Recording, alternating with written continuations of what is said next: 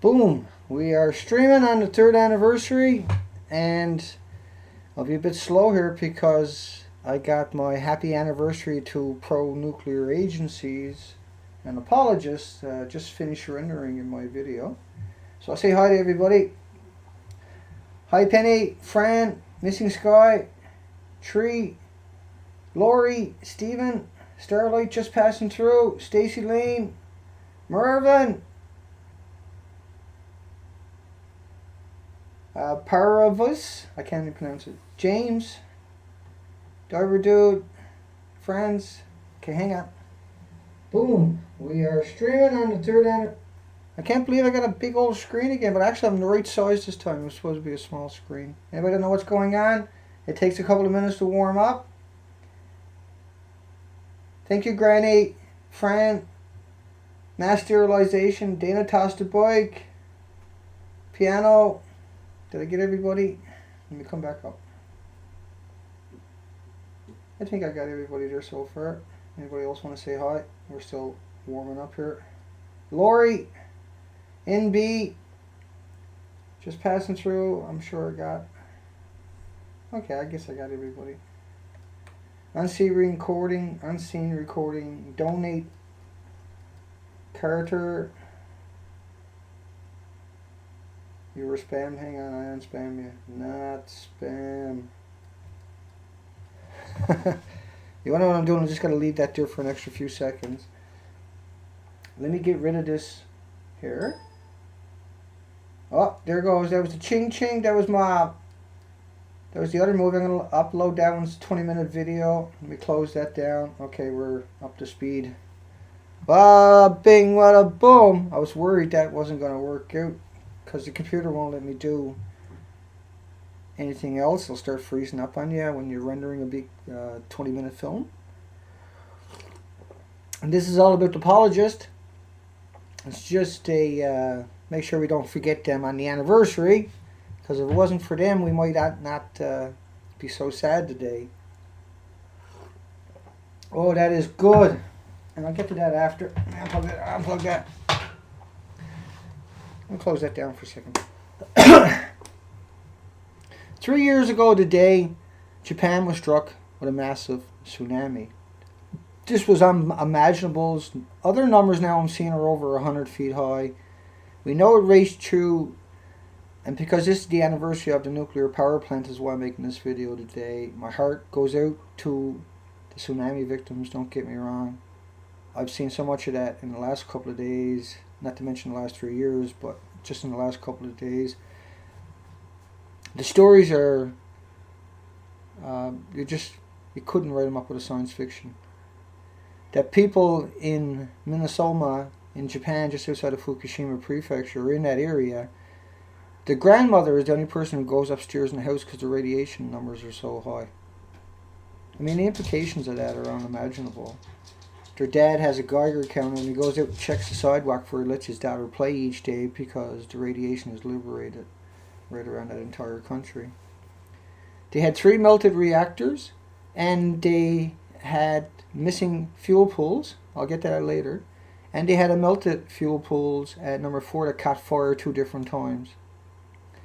Now, this is very grave stuff that I have just said. Just that alone, it should get your attention if you're not familiar with the subject. Chernobyl, in comparison, was 1/3 the size of any of the reactors at Fukushima. Chernobyl was a 30% meltdown, and that part of the core is still headed down to the center of Earth somewhere. But it was a serious accident. For the first while, people went out on the roof for 10 or 15 seconds. 15 and 20 seconds, and then they went home, never to go on a nuclear site again because they had so much radiation. In Fukushima, they're taking the homeless. They release numbers where they say, 15,000 workers got their 5 sievert doses and they can't go back anymore, which is blatant lies. At the gates of number 1, it's 1 million sieverts. Number 2 was 10 billion becquerels a cubic centimeter. And number 3 was MOX fuel. Number 3 was 2 million times worse than any other reactor on the planet. That would make it 18 million times worse than Chernobyl, not counting the missing fuel pools that were above it. 18 million times worse than Chernobyl. The hemorrhaging has not stopped. Even today, it's still hemorrhaging into the atmosphere and also into the ocean. Here, I'll close that down. Let me bring up that headline. U.S. Nuclear Agency hid concerns. Hailed safety record at Fukushima melted, NBCnews.com. What they done was they went into the fire. And they got links at the bottom of this massive article about how the NRC in emails were lying. This is astronomical to see anything remotely like that, folks. And at the bottom of it, they got the links to 5 PDF files. Hey, everybody! Come here! Uh-oh. I'm going to have to hang on a second. Zoe!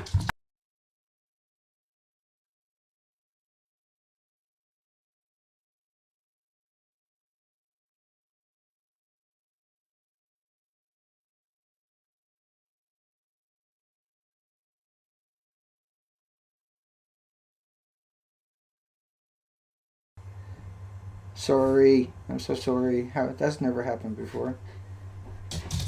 That's going to be a bit of an issue. Let's keep going here. That'll settle down in a few seconds. Fukushima has 3 missing cores. They're missing. Maybe, hang on a second. Just need that door closed because of an airplane. I can't concentrate all of a sudden. Can you close that, Raj? It's brutal. Airplane, yeah. Dog. I got 2-hour show lined up here. Oh, do you? So, do you want to get dragged into this or what? I don't know if I do. Well, they're going to be listening to your feet walking around. They're going to be listening to you breathing, listening to you smoking. Might as well join the conversation. Hang on, folks. Okay. You might as well join the conversation. You want to put a fork in that before the kettle screams? There you go. Roger will join in the conversation. Maybe. This is, I'm not sure how this is going to work out, Roger. Well, we'll see. We'll ignore all the background noise, and it'll settle down in a few seconds. So, no, go ahead, Roger, do your thing, but that's just the way it goes sometimes. Not much I can do about it. You're coming in, you're coming in. Reactor 1 to 4. In the first 100 hours, hang on, it pops up here. So in the first 100 hours is 120 billion becquerels of plutonium. Now it doesn't say whether it's plutonium-239, 240, 241, 242, but they all got a 250,000 year half-life. Yeah, this is going to be chaos, I can see that. So 7.6 trillion becquerels of neptunium, 239, which breaks down into plutonium-239, 238, 239. And the media had concealed that risk. Well, 3 years later, this is the anniversary. I can see that could be a problem. So 3 years later, Roger, on the anniversary, do you got any input? Or are you just going to sit there? And, no, other than stuff which came out today. Which was? Just talking about how much stuff was being stored in tanks, and they're probably going to have to dump it in the ocean. Right. And also that... well, they can't keep it on site if you have an accident. The Nuclear Authority in the United States did everything they possibly could. Right, we just covered that a little bit. The NRC emails? Yeah. You read that whole article? Yeah, I did. Yeah. Did you? Yeah, I did. Did you see the PDF files at the bottom of it? No, I didn't. How many was there? Because that was the next question. There was 5 PDF files to the NRC, to the FOIA releases, of how the NRC, now we covered that extensively, right? Alison McFarland, the head of the NRC, sat in front of the Senate and perjured herself about a month ago, and we've covered that in videos. Remember, I got the clips up on this site here. And she said there was no models anywhere on the planet showing a threat to America, to the water, to the land, or to the ocean, or to the coastline, or to the fisheries, which is a fabrication because they have their own cesium-137 model, That shows the northern hemisphere completely covered in radioactive fallout in a 40-day model. The entire northern hemisphere blanketed in a radioactive fallout. We'll settle down in a second. Was it possible that the bulk of the melted fuel in Unit 1 containment is still inside of it because all three cores had melted? The fuel fragments were sneezed out of Unit 1. There was 225 sieverts back in May the 30th. That's a deadly dose, okay? That's a deadly dose at number 1. Most people don't know, reactor number 1 melted down in 5 hours. And that on October the 16th, there was 1 million sieverts at the gates of number 1. Now, 500 sieverts is you're going to be dead in less than a week. 2 weeks if you're really fortunate and got good treatment. 500. So the homeless were sent in there as guinea pigs, as the canary in the coal mine. And when they dropped those, the bulldozer probably went in there and buried them. Because you can't get the body back, and what are you going to do with it anyway? Because the body is now radiation itself. Because that's how radiation works. So if you were to take a piece of metal and put it alongside of the chain reaction rods, that metal becomes just as bad, not 100% as bad, but extremely contaminated, and in the fact that it had to be put on a waste contamination site till the end of time. It's supposed to be in a sarcophagus, not out sitting in a pit like Hanford in the United States. But that doesn't matter, because TEPCO didn't they just say today that they've got all the equipment to clean it up now, and in fact they'll be able to export the technology to clean up nuclear accidents now. Is that right? Yeah, I missed that part. Oh, didn't you? So TEPCO is saying they got the technology, no worry, go back to sleep, shut up. Yeah. The significance of it is that TEPCO, there's nobody you control down there whatsoever. And that was admitted. AP came out with a headline this morning. Let me bring that one up. Associated Press, which is a really strange headline. Radioactive material spews into the air and the sea at Fukushima.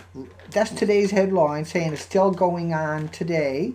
It's still spewing. And so I liken it that if I took a river and I dumped a bucket of dye in the river, and then I chased that dye by helicopter downstream and watched it, you would see it starting to disperse and get thicker and thicker, and then you would see it actually lose its color, and further down the stream you wouldn't even see it, right?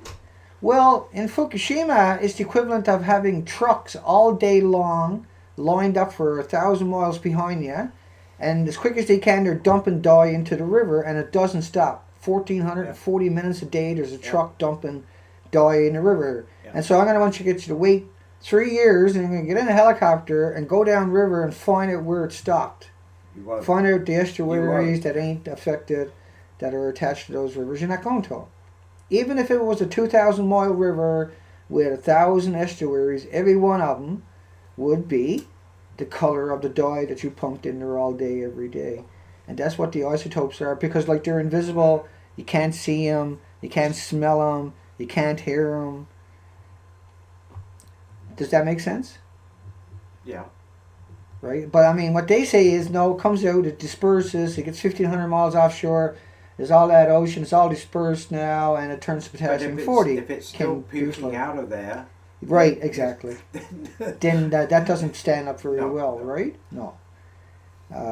You could probably win the biggest lawyers contest for it, right? If you entered into a contest. No, it stops when it gets out there. It respects your borders. It's like Duke Energy, which is the big coal outfit in the United States. All their ponds are leaking, and they have been leaking, and they're continuing to leak. And it's just like, it just doesn't stop. It just does not stop. Hanford is storing it in trenches without no liners in it, but it's illegal at the local municipal dump to put garbage in an unlined trench. But at Hanford, they have 41 miles of open pits of yellow cake that's contaminated with plutonium, neptunium, americium, the strontiums, the cesiums. Is the audio okay for everybody? Is that all working out? Hi Dana. Hi Jamie. Hi, Mama Knox. I got a friend of mine with me. I don't know what I can say because he's pretty shy, but he's been a mussel farmer, his own mussel farming farms here for many years, for almost 3 decades in British Columbia. And so, like, he watches this as close as anybody, and he's paying attention. He's phoning up. He was aware of the shell fishery dying recently on Vancouver Island, and his instant reaction was, well, they'll put more seeds in the water because that's what they do. They do have die-outs. They do have red tides. They do have other impact that could happen, right? So you can't just immediately say it, even though you know the ocean currents are traveling at a mile an hour. They're going to get here in 227 days. It's hard. It's hard when you can't see it, you can't smell it, you can't taste it, and you don't visibly see it because you've been there for 3 decades yourself. It's hard. It's hard to say there's an issue, right, Raj? Is that accurate? Well, it is hard to say that there's an You're issue. not seeing it. I'm not hearing you say anything. No, but there 'Cause are. I'll rat you out to the crew around the planet in a heartbeat. But there are other. There not only that, there are other issues, and I can't. You can't identify it personally. I can't test for everything. No. But yeah, I must admit, though, after 3 decades, because of your background and because your partner, who recently died of a stroke on Boxing Day, Yeah. Out there at the farm, because you guys lived out there for a couple of decades in big, beautiful houses and bed and breakfasts and everything, but you're retired, so to speak, semi-retired at this stage. Semi-retired. You moved into your land on your house on land, your other house on land, more so than you do. Well, you sold off the other place, but you still kept your farm. But still, you know everybody. You're listening to it. You're watching it. You pay attention. He reads all of his emails about the updates and everything. So he's not seeing it. So here goes the comment. Stephen, Lisa, Gary, and B. Scotty, Tree, Friends, Paravice, Ninth Wave, Lunar, Tree, E.T. I can't keep up with it. Lori, Scottish Girl, Rerun Piano, Stacey Lane. Woo! That was moving along. There's hello, Roger. A lot of people said hello, Roger. Hi, everyone. And Roger's the guy who actually went and bought me a scooter. Him and his wife went and bought me the scooter. That one with the videos, a few videos back. That's the same guy. Oops. But anyway. So we're on the 3rd anniversary, Roger. And the media hasn't stopped lying since day one. We've accumulated so much information that disputes and dissects everything they're saying that you've heard me repeatedly from your visits here, to the point where you just shut up, Dana, routine, right? But that's who I am, right? I'm the same person on air as I am when I'm sitting around, unfortunately, or fortunately, I'm not sure. Shut up, Dana. Shut up, Dana. And what I was trying to establish, I'll come back on the inside because I got that streaming there. But listen, it looks like everything is working because nobody's yelling. Turn your friggin' volume up or anything else. Reactors are leaking. 100 billion becquerels in the sludge.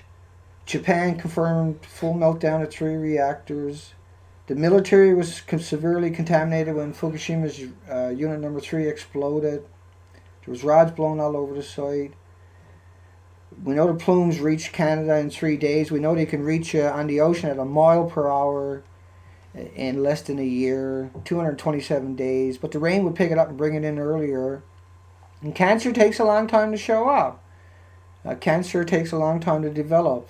But when you're ingesting a radioactive hot particle, it's a little bit different. It speeds it up a lot more. So the cancers are showing up in Japan right away within 2 years. People dying of leukemia. Lots of heart attacks. Children in school. 2 children in one school died at the same time. Student and a teacher died in Japan on the same night from the same school. We've seen schools there with 1 million becquerels in the playground of cesium, and we see the nuclear apologists go out and equate it with bananas. It's okay because you got 4,400 becquerels disintegrations in your body every second of potassium-40, Dana.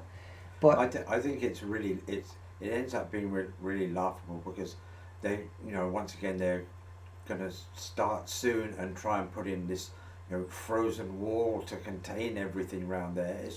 Which is quite the fable. Quite, yes. Hang on a second, folks. I'm gonna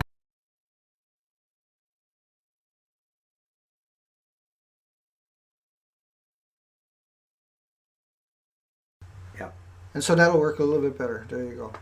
I'll turn the sensitivity up a little tiny bit. And so everybody can hear that a bit better. Check 1, check 2. Okay, Raj.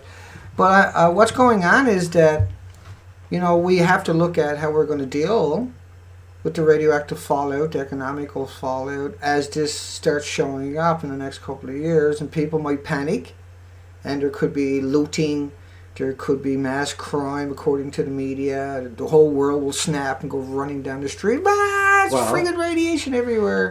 And we don't think most it's gonna be things like out that. there, they're going to try and keep a lid on it as long as they possibly can, and they'll keep suppressing it and suppressing it and suppressing it and suppressing it. Because that's what they've always done. That's what they've always done. But before it didn't give everybody cancer, but now it does, right?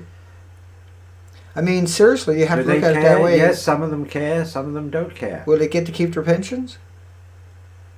Do you think they'll be able to keep their pensions when the cancer starts showing up at a phenomenal rate, which is what's happening? Well, it depends.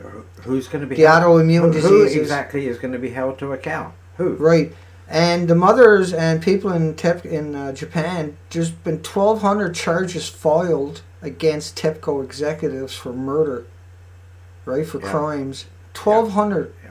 So far, yeah. Yeah, and at the local hospital in TEPCO that turned away all the victims with all the symptoms and signs and degenerative injuries associated with radioactive fallout, that's owned by TEPCO.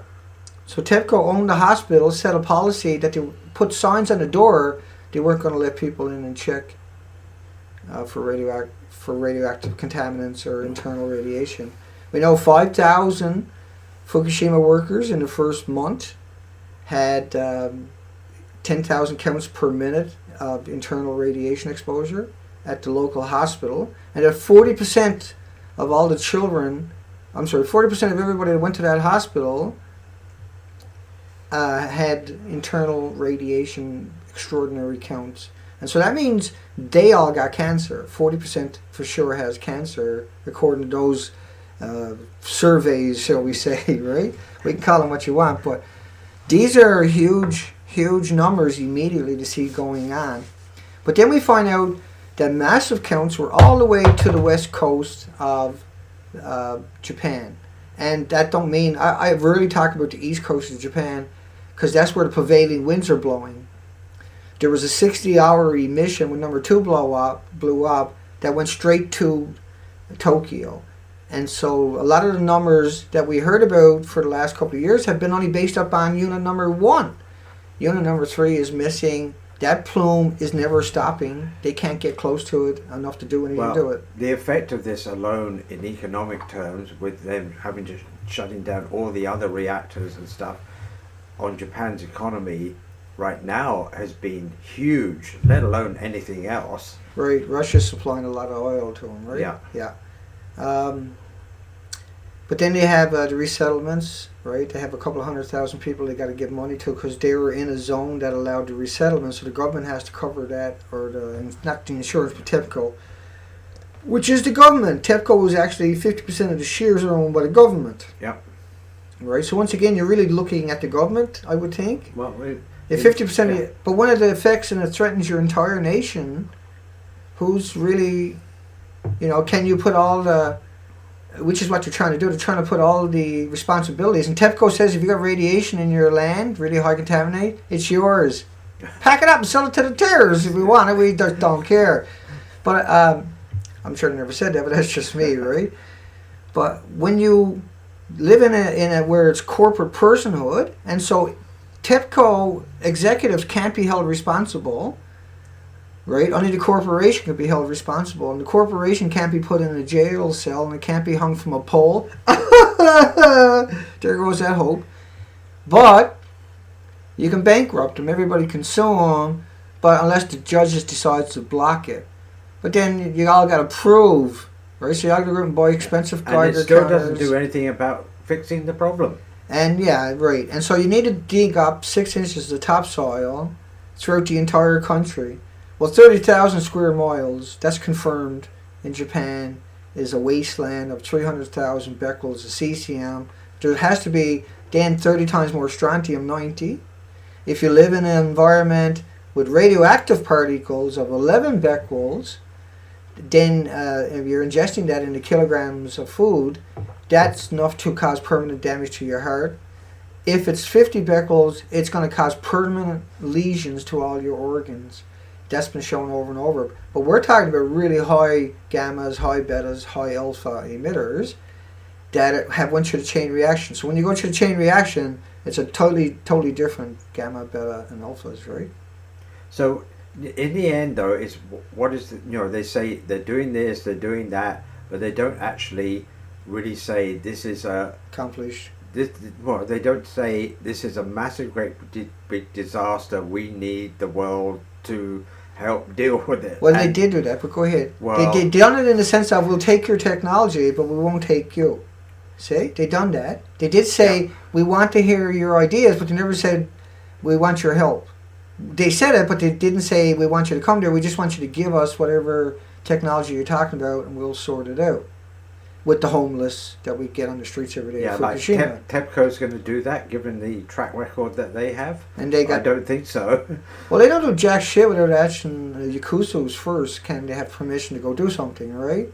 Call Yakuzo, can I go wipe my ass after I just took a shit? Yeah, you can wipe your ass, but don't use your left hand. I mean, it's literally at that stage where they control 150 of the 200 suppliers.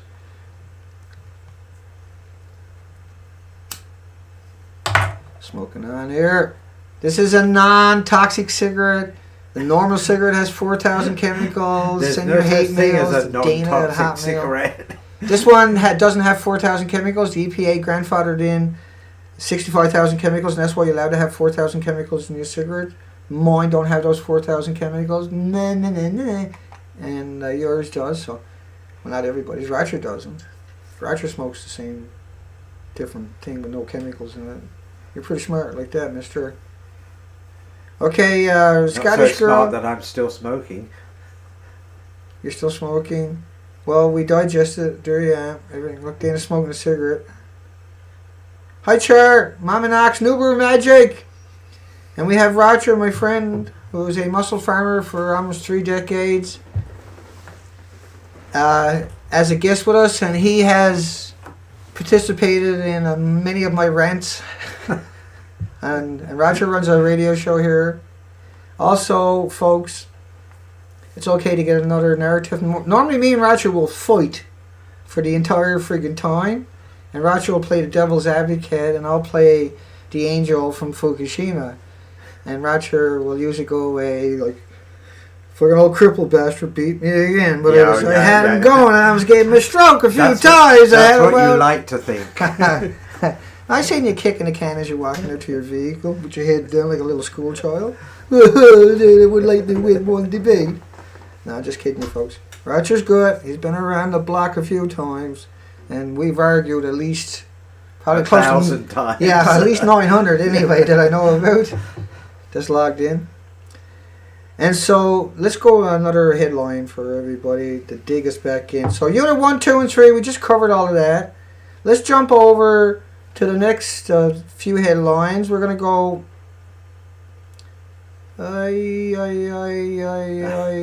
Canada. How about that one? Here we go. Let's hit Canada for a little kicker around. And Roger's seen a lot of these headlines, so that should make it interesting. The first headline, Roger, I got for you is a 150-foot boat was found off of Canada. I wasn't expecting that one. March 24, 2012, so less than a year later, at a mile per hour, that boat made it off the Queen Charlotte Islands, the Haida Gwaii Islands. Yeah. But it just shows you was that... it a boat or a barge? That was a boat. That was a boat. Yeah. Okay, yeah. But there's a lot of debris found up there. In fact, Broken Ass Island here is from the top of the Queen Charlotte's, from Masset, I think. And it's atrocious what's going on up there, because they see it first showing up. They're just a few miles away from the tip of North America, the most northerly point in North America, right? It's just down the road from Langara Island. Yeah. Yeah, where I met my fate. Where I met my master. But that boat, washed away in the tsunami, was spotted just over a year later, and that story was March the 23rd. Should Canada be concerned about radiation from Fukushima? Doctors and local officials say yes. April 8, 2011. Well, now we know that Canada's radiation tests in Vancouver showed iodine 131 in rainwater at 100 times above the U.S. drinking water standards. I got to talk this way because the microphone's over there. So the drinking water standards are 7,000 becquerels of potassium 40. So somehow or another, they just equated iodine 131 with potassium 40. Now, if I drink 100 times above the limit of potassium 40 in my drinking water at 7,000 becquerels, that'll probably screw me up all on its own. But 7,000 becquerels in my drinking water, I off-gas it. But 7,000 becquerels of iodine 131 in my body, I get tumors everywhere. My body attacks it, tries to build sarcophagus, which are the tumors around. In fact, your body is the only thing that could suffocate, I don't know if that's a word or not, radiation. Because our universities or institutions have all failed us repeatedly. Well, there is a minor nitpicking point here. Yes, right. Go ahead on. Sorry. That ship would travel over here in 1 year. Right. Would actually, on surface travel, would probably travel faster than Right. the actual ocean currents Right. themselves. Right. Probably 3 or 4 times. But just faster. below, it could be the wind coming this way and the current coming that way. Yeah. Right? Yeah. Now, I've been in those spots broken down, and Yeah. the boat just sits there. Yeah. Right? Yeah. And so it's a hell of a lot of luck. But it does show you that the currents are capable of bringing the surface. Now, at the surface, that's where all the phytoplankton that makes the oxygen or the food chain for the Yeah. ocean, right? So that was effective right away, right across the ocean, Yeah. because it was a radioactive fallout. Yeah. And the isotopes and radioactive particles and atoms, as they hit the ocean in rain, think about rain, how rain, like as a diver, you can look up at the ceiling under the ocean if you're in shallow water, and you'll see the rain hitting it. I've sat there and watched hundreds of eagles diving down, feeding on heroin, feeding on heroin. Eagles feeding on heroin. Gotta give me another shot. Junkie eagles. Junkie eagles. But the radioactive rainwater in Canada was 100 times above. Now, does the radioactive rainwater respect the borders? Did it say, maybe I'll go down to America? No, there's the border. I'm not going to go down there. Do you think the rain done that, Raj? Do you think the rain has a conscience and says, hey, there's the fucking American borders. Homeland Security will be groping me in a minute if I go across that. We'll have the TSA trying to grab me by my boobs and blah, blah, blah. Or the Canadian Border Agency. Man boobs. Sorry? Or the Canadian Border Agency won't let it in. Okay, well, you gotta, when you go, there's a trick to going through Canadian borders. You bring them a donut, right? And you hold your eyes down, you pass them a donut, and they'll take it and they'll say, unpeasant, you can go across the border. Well, the reality of it is you can just run because they're so fat from eating all the donuts, they can't chase you. Well, they can't get up to the door. Here's they have to get up to the roof here's with a crane. another little odd, offset thing is since the start of the Industrial Revolution, and not that they've been actually doing the finite test that much, they figure that the ocean has had to absorb probably 30% or has absorbed 30% more carbon dioxide than was normally present. So do you think that got anything to do with 90,000 container ships on the ocean? Each container ship is making... It's since the Industrial Revolution, so it's all container ships, it's all stuff. But they're burning the bunker fuel, which was illegal until they changed the law. Well, right? That was supposed to be on a toxic waste site. They weren't burning bunker fuel in the first place, they were using sailing ships. Right. Yeah, originally. I must have lost it. And then they turned into bunker fuel. Yeah, they changed the law so you can use bunker fuel, because up to that point, bunker fuel had to be stored on a toxic waste site at about $1,800 a ton. Yeah. But all of a sudden they created this law where the container ships are allowed to burn the bunker fuel. So they get it for free, literally. And it's very inefficient. It's like 5% or 10% burn. Yeah. Well, 90,000 of those ships is the animosity equivalent of 42 trillion people driving an automobile all day, every day on Earth worth of emissions into our environment. So you just add up to it. So when you have those sorts of emissions going into the ocean, and then you have radioactive fallout going into the ocean, which also you should consider the fact being that they did probably 200 aerial nuclear weapons tests in the last 50, 60 odd years. Right, and so all the 134 would have been gone from that. All the iodine would have been gone for that. The strontium would have been broken down, was still around. The cesium 137 with a 30-year half-life times 100 is still going to be around. Yeah. But they're able to identify this stuff because this is different. See, a nuclear detonation is completely different from a nuclear meltdown. The nuclear meltdown is creating isotopes continuously, constantly, right? Yeah. And so lots of the rods and Yeah. the particles were dragged out into the ocean when the tsunami came back out during the explosion. And so they're sitting on the ocean floor emitting, Puking. puking out X-rays and neutrons and splitting the atoms, creating the isotopes. Now, isotopes are created, as we've talked about many times, for directed energy weapons. We've been able to make nuclear power. We don't need any extra isotopes to make the nuclear power. We worked that out almost 70 years ago.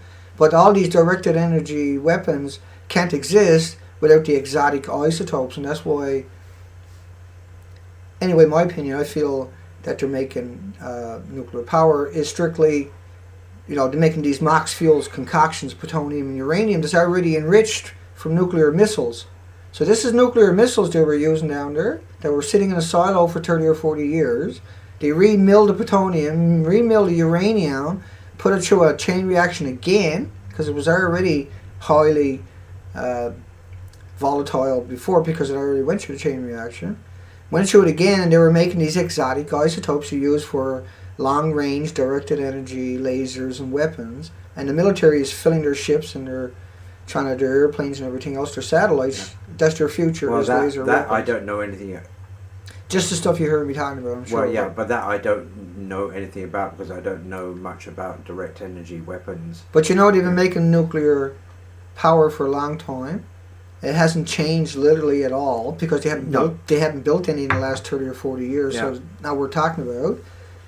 But what it means is that they don't need all these exotic isotopes to make nuclear power. That's the point I'm trying to make for people. At least, I don't know exactly how many nuclear reactors are in the United States. More than 40 for sure, and probably more like 70, or let's say 70 for example. Well, 40 of those reactors are exactly the same design General Electric as the ones out of Fukushima. At Fukushima Military Industrial Complex.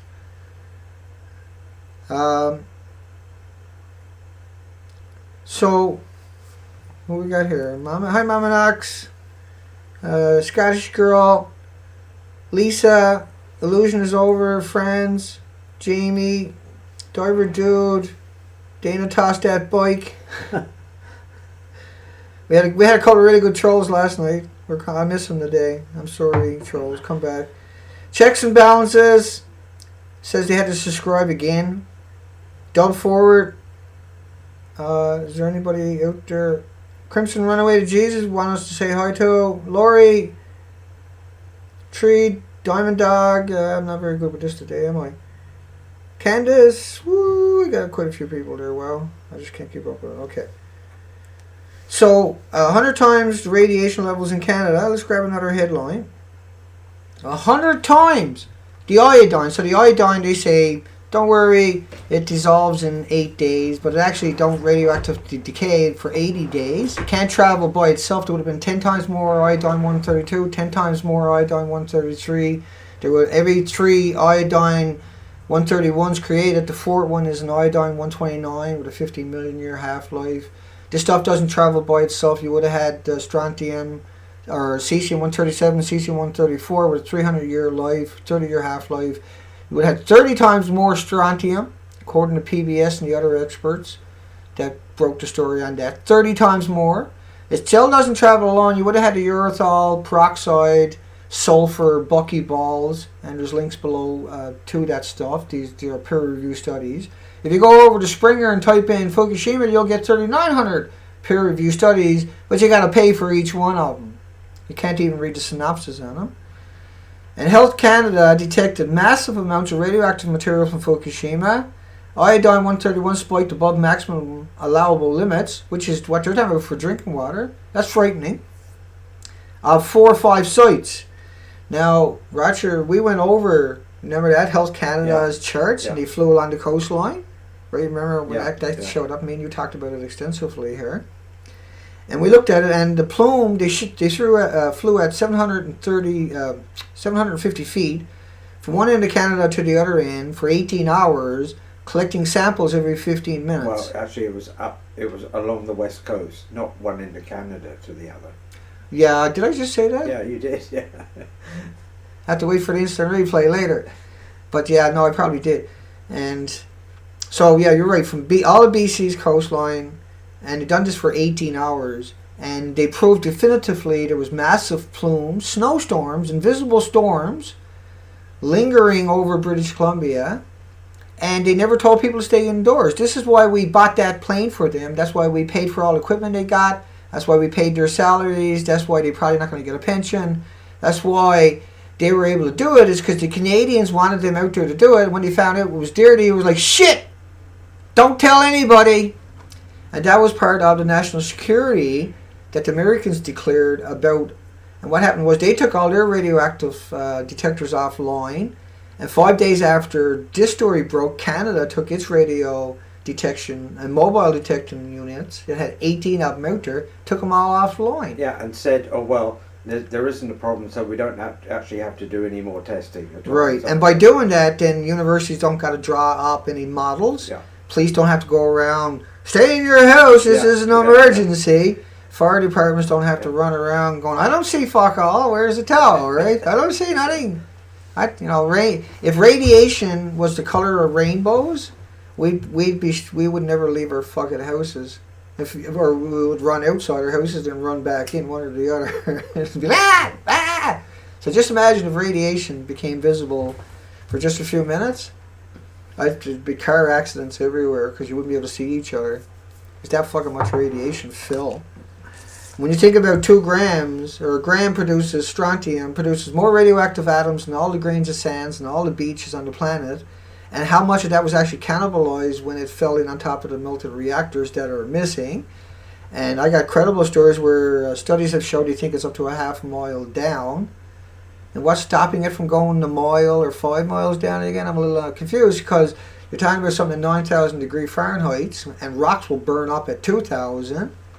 well, And they got something down there we should know about? who knows? Maybe if it does keep burying itself down there and sinking, I don't know about whether it's sunk that far or not. But if it does No, I keep don't going either. down, that's probably a good thing, because it'll end up being buried down there. Well, the whole point is you're trying to get it. You're trying to get it to contain it because it won't shut off. It's like a sun on the planet. Yeah, but if it goes down into the magma and towards the Earth's core, Yeah, we don't know. it disappears, basically. We hope, yeah? Yeah. We would assume. Yeah. But we don't know. Like, we know that if the core is going down to the Earth and it hit the water tables, any kind of water tables down there, any kind of water, Yeah. well, a liter of water expands 1,100 feet, Yeah. Oh, yeah. right, Yeah. in a split second. So this core will cause, say if this core went down and hit a couple of 100 gallons, that would cause a detonation, but it won't change because the core, it's able to bind itself into that 9,000 degree Fahrenheit. I don't know how that would work out. Sorry, folks, I made a few noises there on you. But they turned off the mobile survey in Victoria on the 22nd of March 2011, Vancouver March 24th, 2011, Haida, which is Queen Charlotte's, the northern Canada, March 24th, 2011. And around Vancouver, March 25th, they shut it off. Saanich Peninsula, here in British Columbia, March 22nd. And March the 19th and the 20th, they were out there flying along the coastline. You'll find those studies below if you look for the link where Health Canada. That was fun. Hot particles bombarded the west coast of US and Canada. So what does that mean? Hot particles. Yeah. Is that like bananas or is that Yeah. like potatoes? Is that like... so a hot, Are they party particles? are they party particles? And these hot particles, if you ingest these, they're very active, right? So they give you a really big tumor. And you ingest some other particles of iodine or cesium or strontium, they give you different types of tumors. So all of these will cause different, like strontium will cause leukemias, cesium will cause heart disease. All of them will go into your muscles, all of them will go get sequestered into your organs, and they do. They're attractive because they're electrically charged particles, and your body, of course, runs on electricity. And they're so small, 1/10,000th of a millionth of a meter, the micron sizes, they seem insignificant, but just a single particle will cause cancer to grow, as we've seen with the puppy killer, Dr. Raymond Gilmedy. Remember that? Yeah. Yeah, he had So 80 studies on effectively, puppies. effectively they shut down any monitoring. Right, Whether they're doing anything on the quiet, nobody knows.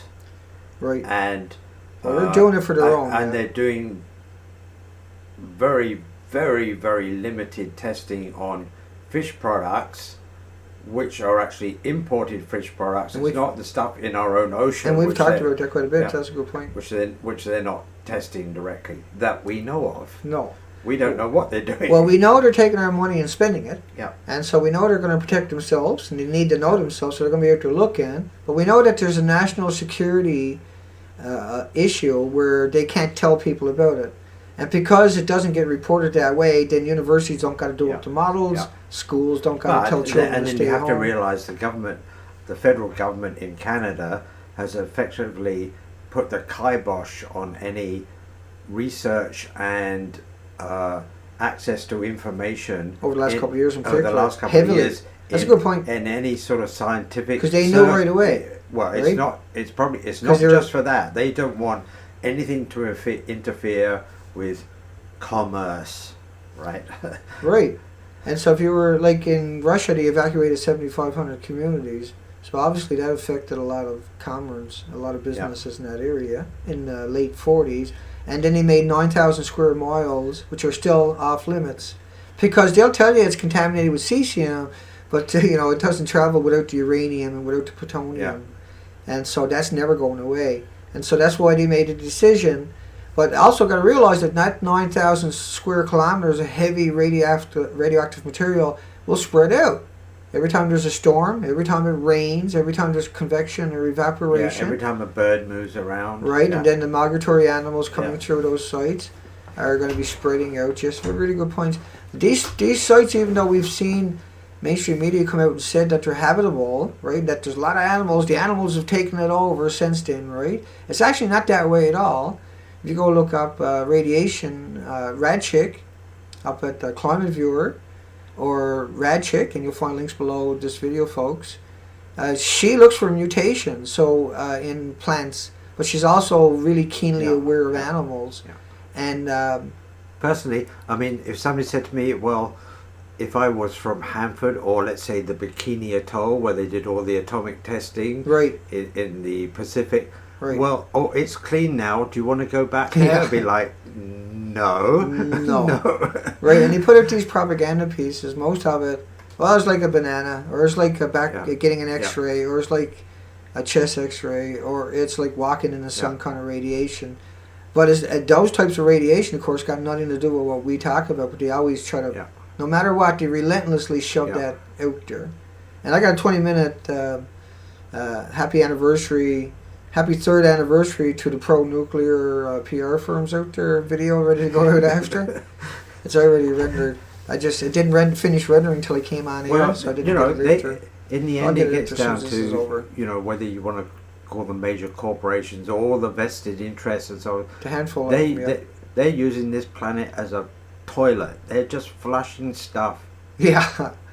It's ironic you would out say there, that. and Yeah. it doesn't really matter what it is, whether it's nuclear stuff or just general industrial pollution. They don't care, and they're not held accountable for Nobody's. environmental concerns. You can't hold them accountable because they got corporate personhood. Well, you right? can hold the corporation accountable. Right, but that takes a lot of money to play that game, and they put their money in offshore accounts, and then they use that to buy lobbyists and judges and politicians and lawmakers, and so it's really hard to hold them accountable. And if you do hold them accountable, look at Google, get a $500 million fine because they were really naughty. No one gets a criminal record. Nobody goes to jail. All of them continue on the career paths they took.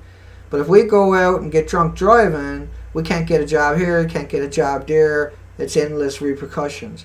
They go out and get a criminal record. The corporation takes the money from the offshore accounts.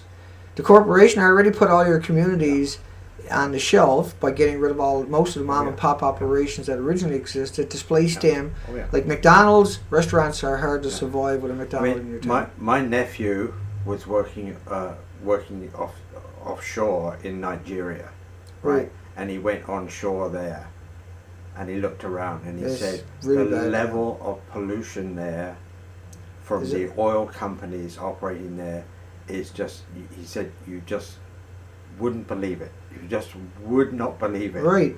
And I mean, Somalia, the reason we have the piracy in Somalia is because the Italian mob was sinking ships and dropping barrels of radioactive waste off that coastline for a few decades. Well, that wasn't the only reason. That was because Well, the fish were radioactive. That's what yeah, they but get also international fishing fleets came in and robbed it and stole everything. Absolutely. stripped Yeah. all the inshore That's true, fishery good of point. all their products. But they stopped doing it when they were dragging out barrels of radioactive waste. They were like, oh, exit stage left, set over to Canada. And so, that was a good point. I lost track of what we were going to talk about. But let's go to another headline. Because that's easier just to jump. Let's jump. High concentration of radiation hit U.S. and Canada. The plume was rich in cesium-137, close to the surface from Vancouver southward. Also Hawaii and Florida. Now Hawaii, they found uranium in Hawaii right away. Uranium-238. Within about 3 weeks, they had discovered quite a bit of it. And they had found massive contaminations in Hawaii because that's right in the middle of it all. And Hawaii really is a wasteland. There was 600% in the first 2 weeks or first week showed up in the milk. Right, so cows accumulates in breasts of women too, right? So when they're breastfeeding their babies, it's a really insidious effect that the radiation, especially iodine had originally, was that it gets in the breast. So when a child is breastfeeding, they're getting much heavier. All the milk has to get ionized as it goes past all that radiation. So it's a really insidious thing. And the same thing with animals. And so that shows up in butter and milk, in dairy products and ice creams. And you know, it's not bad enough. You got the GMO. You're competing with the GMO. Now you got the radiation. So the GMO doesn't allow you to uptake nutrients because of the glyphosates and the formaldehydes, because they're engineered in the food. You, as you well know, never had none of this before. And as you follow much, and you used to grow about an acre of land every year of your own vegetables, Roger? Well, not quite an acre, but enough. Big enough. Huge. Bigger than most people. And you bottle amazing amount of stuff every year, right? You stored it up and you ate it. You grew it yourself. Yeah. And if the squirrels didn't steal it, or the deer, or the bears, or the bears, and but you were always guarding against that to stop them from stealing your food.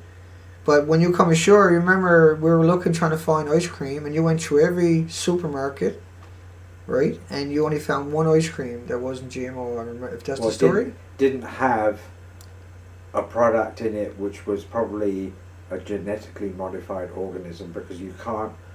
Anytime it contains soya products, right? Can't take a chance. You can't take a chance on it because there is virtually.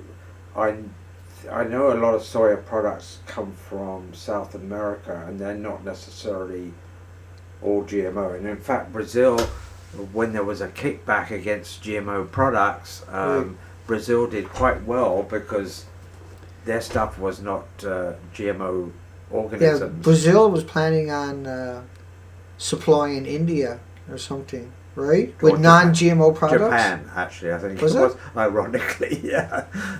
Yeah, Japan. Oh, okay. Let me jump on another topic here, just because that's how I roll, cuz. And so there's so many of these. Let me see what I got here. Let's go into the real naughty stuff, the hard stuff to talk about. Heart attacks, radiation. I got two in a row here. Fukushima worker has a heart attack while working at Reactor 1. Remember, Reactor 1 had 1 million sievers? 500 sievers is going to kill you in less than 2 weeks. You get the dose when you walk past it. What's 1 million sievers going to do to you? Well, it'll drop you right on the spot, like that worker at 31 years old in front of Reactor number 1. No one should have been there, see? Radiation around Fukushima on March the 14th, 3 days after the accident happened, nearing levels where humans vomit uncontrollably and hair is stripped from the bodies. And there's a bunch of women in the documentary here. They lost all their hair. They lost their fingernails. Yeah. They lost their teeth. Yeah. And they were in the Fukushima prefecture. The plume was suspended near the ground and it floated all the way to Tokyo. Yeah, so it got a little bit more dispersed by the time it got to Tokyo. But there's one particular plume. Villages all the way to Tokyo during that period. Got hammered. Yeah, and reported on it. Concerto Radio just recently reported New Mexico was chemtrailed really heavily. They had massive readings on the radiation. They got chemtrailed, and almost 2 weeks, the stuff stayed about 10 feet off the ground, like a fog, but it wasn't like any fog they've ever seen before. That was just came out this morning. And it just hung there and clung to everything. And that's mitigation that they do for radiation. They've done that during Chernobyl. That's the backup plan for all countries, was to go out and spray regions that aggregate the isotopes and the radioactive particles in the atoms Try and sink it into and the try to ground. sink it back down and hold it down, right? And 90,000 ships on the ocean burning bunker fuel, will those particles, because it's so inefficient, will they grab on the radiation? Because that I have no idea. right, remember the studies I Yeah. showed you how it gets liberated into the troposphere Yeah. and the upper atmosphere and can stay up there for like Yeah. 10 years, but all of that stuff will rain out and fall down. The radiation does the same thing. And so there's a plausible thing that a lot of that gets carried down. But the isotopes that are coming out and hitting the ocean all the way to the ocean floor, they're popping out energy for the next 4.5 billion years if it's uranium. But then the cold currents will bring that right back up to the surface with the nutrients, because that's how the ocean works. And that's how the phytoplankton at the surface are fed. The cold nutrients are brought up and they feed the phytoplankton where they're the babies at the surface. They create 50% of the oxygen out of that ocean, and they are the very basis of the food chain in the ocean. And so what I'm suggesting is that even if it falls all the way down, if you took an isotope and put it in a glass of water, you got around 75 million to 100 million phytoplankton in a glass of salt water.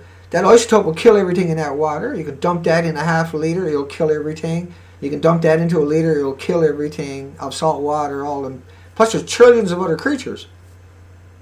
And so the isotopes that are filling up the ocean, they're not going to lose their energy. They're going around. Think of popcorn. Well, if you drop the isotope in a glass of salt water with 75 million or 100 million phytoplankton and trillions of creatures, they're dying like popcorn as this releases energy. It can be releasing energies of 500 beats a second. Radioactive alphas or gammas or betas, or depending, because these MOX fuels were extraordinary concoctions. And then you had the sulfur, urethol, peroxide compounds that ingested the radioactive atoms and particles and turned them into little nuclear engines, which you talked about quite a lot. Well, some of those particles obviously will get trapped in deep ocean sediment. Yeah. But about 2% apparently is what they're saying. that's all. Yeah. They're not solutable, those particular Yeah. ones. Yeah. In water, so they Yeah. generally don't even stay in water. They can get reliberated till the end of time. If it was uranium, 4.5 billion years, longer than the life of the planet. But uranium, the reason we got the core of the Earth is because the Earth is full of uranium, natural uranium, very low level radiation, but combined, it put out so much energy and a lot of high stuff. It put out so much energy, that's how we created the core, and that's why the core is dear. It's because of all the uranium that's in Earth. Everything on Earth is already acclimated to this low level, insignificant, indigenous, natural background radiation that has nothing to do with the equation, but because it's not ionized yet, it's not gone through a chain reaction, it never went through the fission yet, right? So it's totally, once it goes through that, it's a different uranium, it's a different, and plutonium is man-made, right? Yeah. Mad-made, I said that time. Man-made. I think I was right on the first one, not man-made, but mad-made, right? Yeah. But well, from that we also know how easy it is to bring uranium up to the surface, because they've been doing some fracking in a couple of spots for oil and gas, And obtaining the uranium. and it's been bringing uranium back up into the water supply. Wow. Yeah, we were talking about that yesterday a little bit. Yeah. Was it yesterday or the day Yeah. before? And,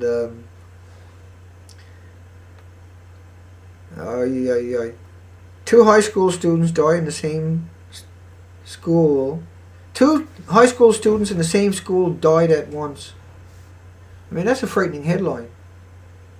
That's extraordinary. 7 people died on a single shopping street in Fukushima.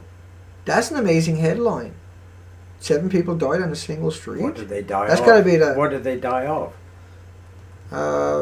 Well, of course, Japan is very closed. Well, they're just strange deaths, is what they got here. Like how unusual is it to have 2 people die on the same street?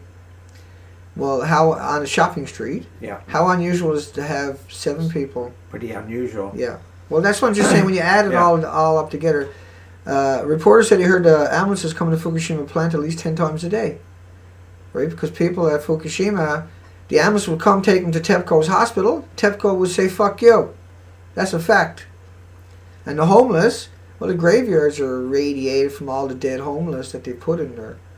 Another Fukushima cleanup worker dies. Birds are unable to fly. Some are unable to read. Right, the homeless they're bringing in there. Underage, right, they were faking IDs for children to come in and work at Fukushima because they're monsters, because they're freaks, because they're the worst people on the planet. Cesium-137 immediately attacks the heart muscle. It's not slow acting. These are all headlines from universities, institutions, from media all around the world.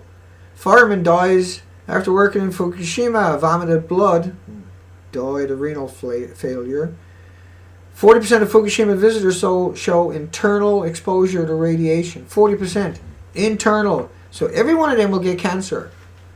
But 6 out of 10 children, according to NBC, like we started the show off, has diabetes now. 6 out of 10 children tested for diabetes had diabetes. And this is what happens when you're highly irradiated, apparently. Over 1,000 nuclear workers, internal radiation, 10,000 counts a minute, May the 23rd, 2011. So, like, when people say that this never affected anybody, or this didn't hurt anybody, that nobody died, or that there's no repercussion, then all of these people in the next couple of years will have serious cancers, every one of them, right? And if they have children, or if they brought the contaminations home, or if they were having more children now, you would expect to see deformities. 5 Fukushima workers received fatal doses of radiation, February 22nd, 2012. October 11, worker dies while decontaminating in Fukushima. Extreme increase of mortality caused by cardiac diseases. Death rates might give the creeps to some people. There was an extra 12,695 people, up 12.5% of cardiac arrest after Fukushima. That's huge, an extra 12,000 cardiac arrest. That's very big, yeah. That's a huge number. Yeah, there's a lot of people, there's still a huge number. Fukushima Daiichi worker dies, had been preparing cover for unit number 3. Unit number 3, of course, was the Fox. Mox Fuel. Japanese government looking for kamikaze decontamination workers for the Fukushima prefecture. Come on, get it, big tough guys. You got an enemy you can't see. You got an enemy that is invisible, that you can't hear it, you can't smell it, you can't even taste it. Do it for the emperor. Do it for the emperor, who's in hospital having heart surgery and got renal failure. Japanese medical expert. 51% of the kids are contaminated with cesium-137. 51%. That's a different hospital. And some of their clothing is extremely high levels of gamma rays. Children with over 11 becquerels a kilogram of cesium starts to see heart problems. Now, they keep raising the acceptable levels of radiation in your food. And 11 becquerels, it's over 100 times that right now through most of North America. And Japan has lost its friggin' mind anyway, right? Japan really is. 5,000 new plant workers suffered internal radiation exposure after visiting Fukushima on May 22nd, March, April, May. So a little over 2 months, a little over 8 weeks later, 5,000 workers that will get serious cancer. Serious cancer. Because the detonation was all over that site. Unit 3 was a nuclear detonation. Don't forget that, okay? We cover that all the time. Number 3 was 100% verified a nuclear It detonation. may not look like your standard mushroom cloud nuclear Well, because they only detonation. had Yeah. the one footage, I think Yeah. it was. Yeah. But then the Goddard's done the studies on that 3 different models of the plume, and they showed the mushroom cloud, they showed the speeds, they showed the expansions, Yeah. they showed the actual makeup of it. And then they have another university showed it dispersed 5 miles up, and another one said it went even higher, 9 miles up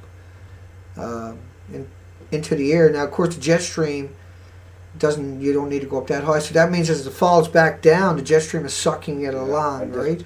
pushing If it, and round the world it goes. Yeah, and of course the jet stream at 100 miles an hour, 2,400 miles in 24 hours.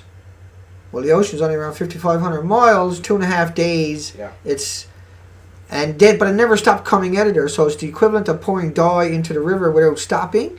Is the same thing that went up into the jet stream as is for the ocean. And as AP headline showed today, it's still spewing into the atmosphere because you can't do anything with it. If you try to contain it, you'll blow everything up. You'll never get back on the site. You have to be able to stay on the site. There's only so many things they can do. And because it's consuming all the rods that are around it are also always getting sucked down on top of these cores. And I got the headlines there about that stuff, but we're not going to touch that here tonight.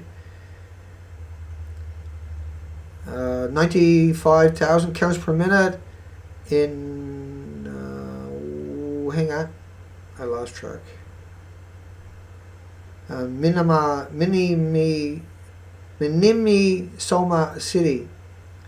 95,000 counts per minute. You can't live in that environment, but people are. The government had in TEPCO, which is the government, created 5,000 models in the first 2 months. That's around 96 models a day of the dispersal of the aerosol from the accidents, and never released it to the public. And most of the models that we're even seeing today were based upon the releases from number 1 reactor only. Yeah. Not the fuel pool on top of that's missing, not the number 3 with all the missing fuel pools, not the detonation at number 4. And not number 2. And not the number 2, which is extraordinary. That one stayed intact, but it's a 100% meltdown and has gone off down into the planet somewhere. Police officer dies from radiation in Fukushima. Hospital refuses to provide medical care to children. That's because TEPCO. That's how cruel TEPCO is. Won't even help the parents because they're going to lose money. Right? It's all about them making their profits, their quarterly profits, their huge profits. How we doing, folks? Let's come over and say hi to a few people. We're into a 2-hour show today. If anybody's not familiar, it's an extraordinary one. I don't know if I can go the whole 2 hours. Hello. I still look pretty pudgy in that video. I don't know what Google's trying to do to me. Trying to make me look like I gained weight. So I stretched out my video again on me. Arseholes. And, right? Friggin' arseholes. 3 melted cores. Tony Troy says 3 melted cores burning to the earth and there's nothing anyone can do about it. This is the issue. Lisa says, did Chernobyl kill us all? Already? Tony. Will Chernobyl kill us all? She's talking Chernobyl's kill us all. Keep dreaming, buds. What's your IQ? No. Was that Chernobyl won't kill us all. Is that we got a troll on here or something?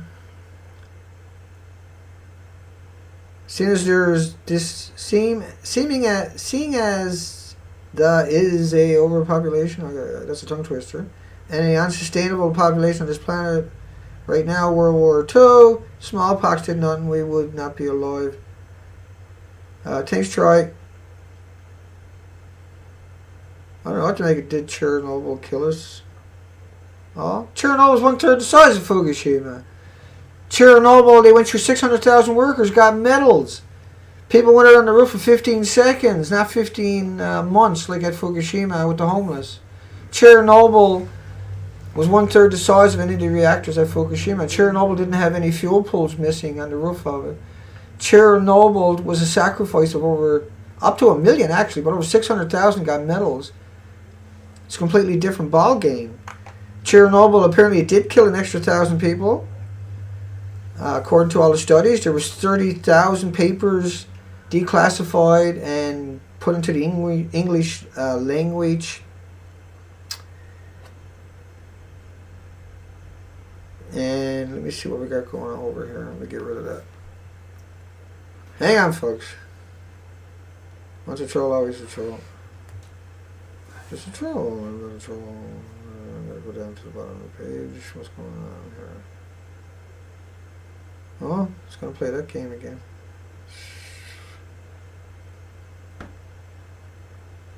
Won't let me sign in.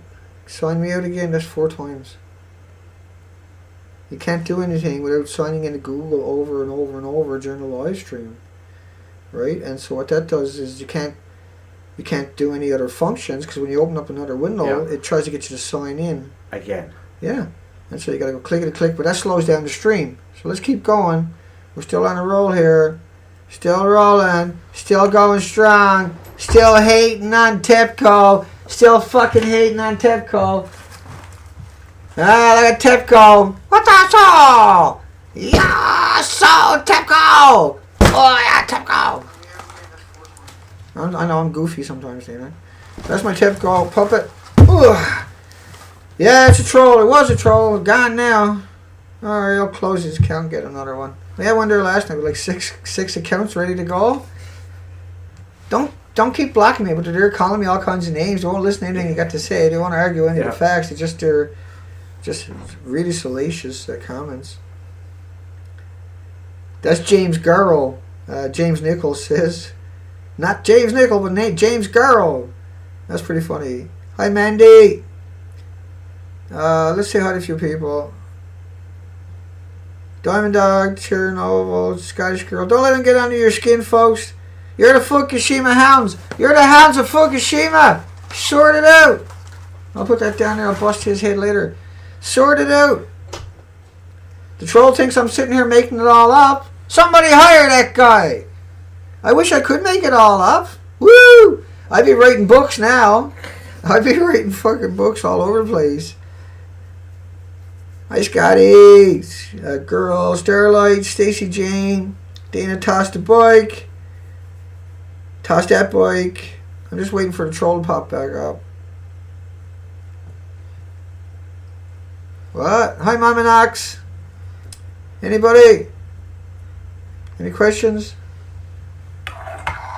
Who's Dana tossed that bike? Don't say nothing about him. He's got like 50 videos of him with different handguns and everything there. Don't want to piss that guy off. No, I don't want to piss him off. Just curious. What do you want? Yeah, one of those things. Yeah. No, he was just commenting. That's the name. He changed the name to his site to Dana Tossed the Bike after we beat up the bike here. Amthor says, fuck TEPCO, ignore the trolls, keep going. Hi, Mark. Mass sterilization. Mark Busher. Hi, Mark. 1111. Dub Ford. Thank you. There's not 4,000 chemicals in my cigarette. Send you help mail. Hate mail. Dana Durnford at live.com. Anyway. I was just reading a brief synopsis. I can't remember. That's my name, by the way. If I can't remember that's the name my of the email writer. too. She's just put out a book called The Sixth Extinction. Right, I caught that last night actually. And but that was I actually watched the video. Basically, all the things we're doing are just accumulating more and more and more. It's just fuck everything. Well, I mean, we got to deal with what we got to deal with. The most important things first. But that's a really good point because I did catch that, Roger. And anybody got any questions? I'm just going to check and see if anybody got any questions. I'm going to go hammer away again.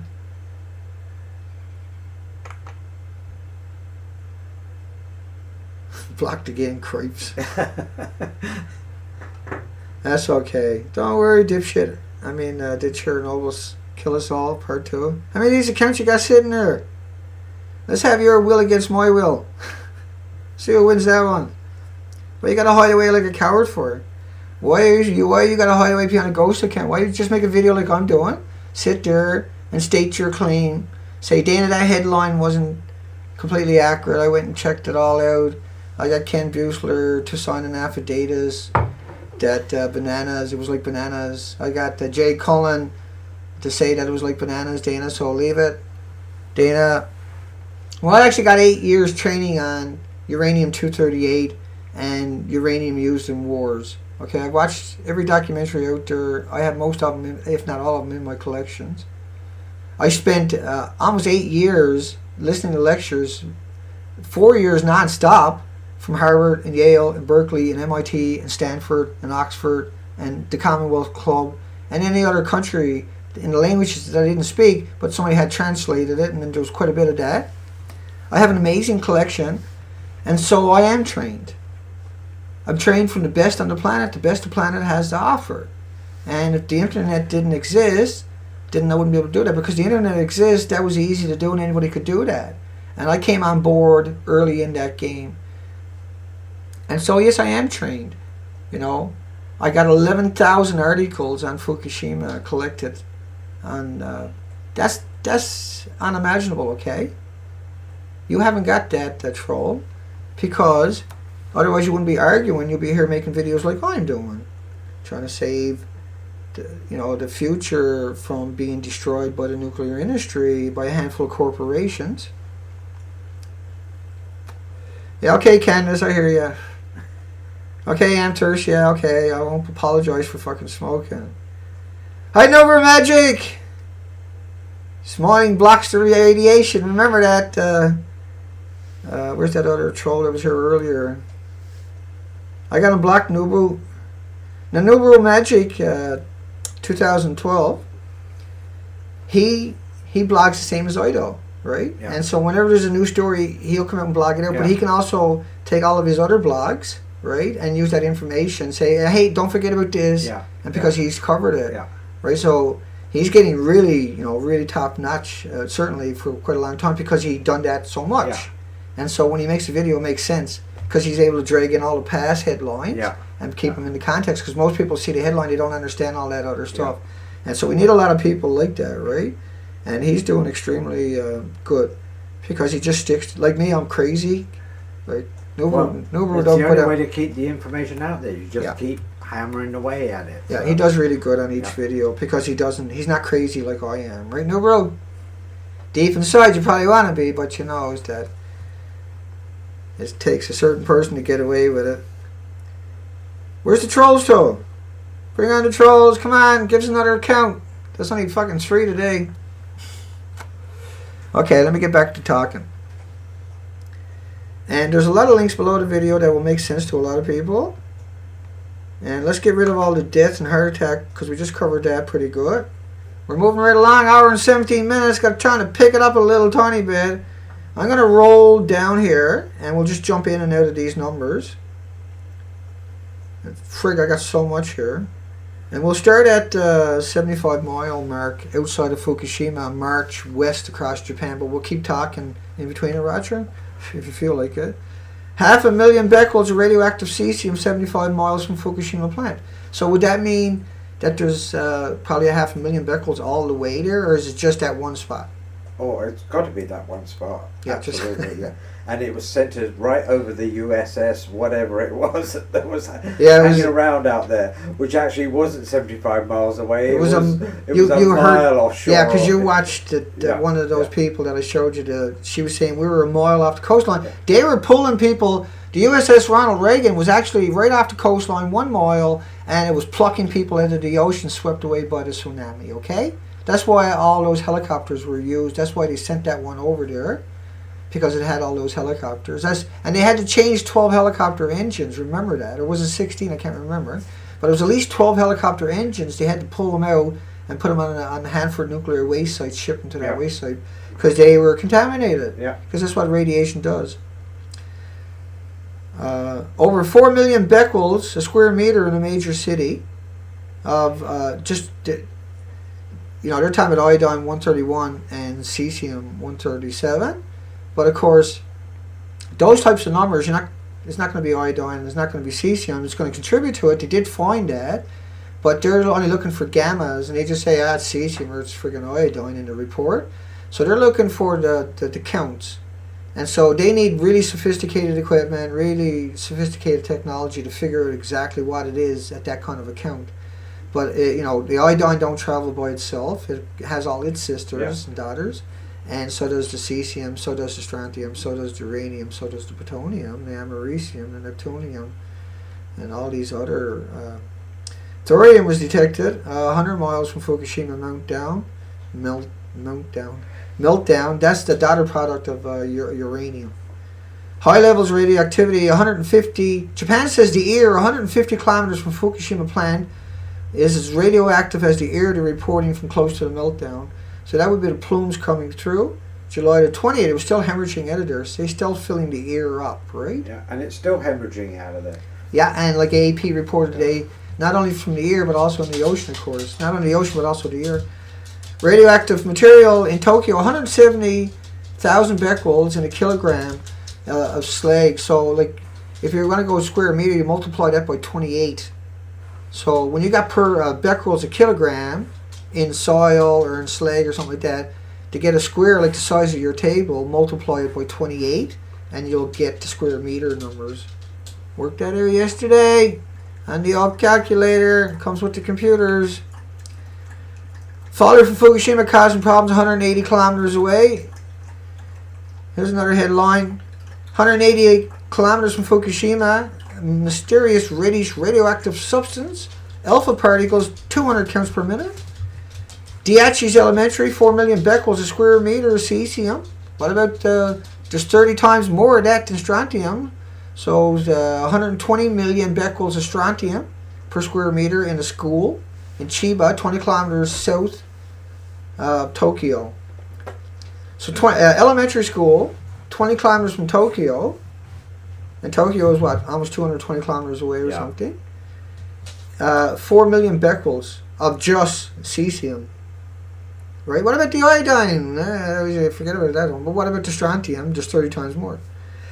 You can't I don't think they had enough testing equipment anywhere to go around. No, the FIRE reports, and you'll find those links below, folks, if you're looking for it. The FIRE reports, the email releases, a lot of it's redacted. Yeah. But they talk about that over and over and over, right? And they bury it. They literally buried it. That kind of information. Tokyo area turns out to be Japanese newspaper. Tokyo area as contaminated as Fukushima. Air samples in Tokyo 270 times more contaminated with cesium-137 than the global weapons fallout peak. That's a hideous thing when you think about the global weapons, right? Yeah. Because they're using that today. Oh, it's probably not from Fukushima, Dana. It's probably from the global weapons fallout. Where's that headlines? Hang on here. I got a doozy there for everybody. Oh, I'll never find that again. Well, why would you suddenly have 227 times levels when probably they've been measuring the fallout from weapons testing for a long time? Oi! I'm looking for my headline. You would get... Let me type that in. Let me read that out to people. You would get... Hang on. A little slow computer's almost ready to go.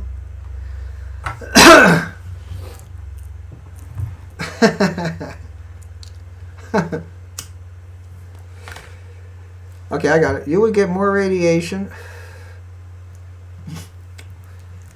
From a banana. Let me see if I get this straight. You get more radiation if you were closer to man-made radioactive contaminated areas and a lot less if you're not close to it. That's friggin' brilliant! Do you really need to go to Harvard or Yale to work that one out? You would get more radiation if you're on a plane with a smoke detector at 50,000 feet getting a CAT scan and a dental x-ray while drinking a glass of water with 7,500 becquerels of potassium-40 in it in a bathtub of ocean water and rocks releasing natural uranium-238, natural radon with the plane's curtains up, eating a banana than you would if you were standing in the middle of any spot where man-made radioactive material has fallen out of the fucking sky. Oh, and you would get even less radiation if you were on the space station than if you stood in the middle of the Fukushima Daiichi Military Industrial Complex's nuclear plant. And you cannot make uranium-238 yellow cake from bananas And if you do get radiation, fallout, it's probably from nuclear testing in the 50s and 60s. But don't worry, all you gotta do is smile. And the radiation cannot hurt you because it's like pouring a spoon of water in the ocean trying to measure the level changes of the ocean. Did I get that right? Woo! I mean, that's how difficult this is, right? That these are the lies, the manipulations.